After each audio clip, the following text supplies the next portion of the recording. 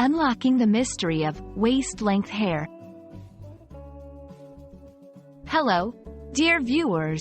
In today's video, we're going to dive into a fascinating part of the English language and culture, describing hair length, specifically waist-length hair. Understanding this will not only enhance your vocabulary but also help you accurately describe people and characters in English. So, let's unravel the mystery together. Waist-length hair refers to hair that extends down to, or just about reaches, the waist of an individual. It's a term often used to describe long, flowing hair that's grown out over a considerable period. Imagine hair that cascades down the back, ending around the area where you might wear a belt. That's the visual essence of waist-length hair. 1. Fashion and style. In the world of fashion, waist-length hair is seen as a symbol of femininity and grace.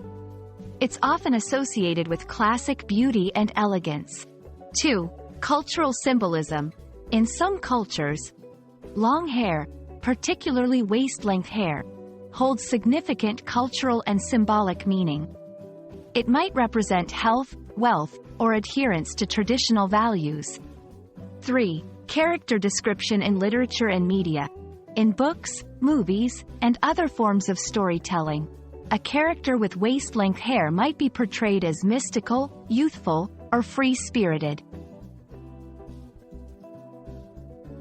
When describing waist-length hair, consider these points. Texture and quality. Is the hair sleek and straight, or is it wavy and voluminous? Health and shine.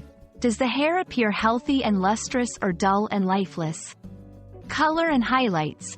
Mention the color and any notable highlights or shades that add depth to the hair's appearance.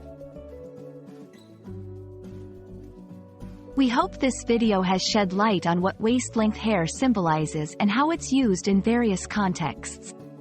Remember, hair can be a powerful part of one's identity and can carry different meanings in different cultures.